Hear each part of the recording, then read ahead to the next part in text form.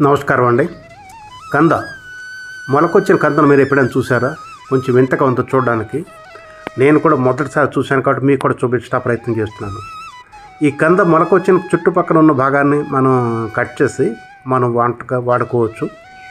ఈ మొలకొచ్చిన భాగాన్ని మనం నాటినట్టయితే మళ్ళీ కంద వస్తుంది. అలాగే పక్కన బుడిపిలాగని చూసారా? ఇక్కడ కూడా మొలక వస్తుంది. దీన్ని కూడా మనం నాటుకోవచ్చు.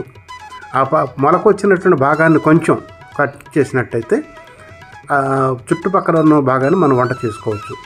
ఇది పక్కన ఇటు పక్కన కూడా బుడిపో దాకా వచ్చింది కదండి, ఈ ప్రాంతాన్ని కూడా కట్ చేసుకొని మనం నాటుకోవచ్చు. నెక్స్ట్ పెండలం కూడా చిగురు వచ్చింది చూడండి. కిందటిసారి మనం పెండలము, కంద, పసుపు అన్నీ ఒకేసారి హార్వెస్ట్ చేసాము. అయితే ఈ దుంపలు ఏమిటంటే నిల్వ ఉంటాయి చాలా వరకు. ఆ ఉన్నట్లో చిగురు లాంటివి వచ్చేస్తున్నది. ఇప్పుడు మనం చూసింది పసుపు చూశారు కదా, ఇది పసుపు కూడా గ్రీన్గా మొలక రావడం మొదలైంది. అదేవిధంగా కంద, పసుపు ఇవన్నీ కూడా ఒకే టైంలో దాదాపు నాటడం జరుగుతుంది.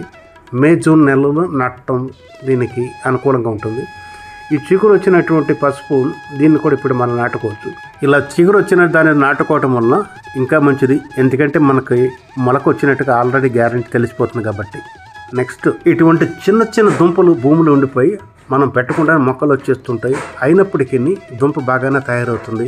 అయితే నేను చూపిస్తున్నటువంటి ఈ కంద కానీ, పెండలం కానీ, పసుపు కానీ ఈ దుంపలు అన్నీ కూడా భూమిలో నుంచి పెట్టినవి కాకుండా టెర్రస్ గార్డెన్లో మా మిద్దె పైన కుండీలో పెట్టి పెంచినటువంటి దుంపలు.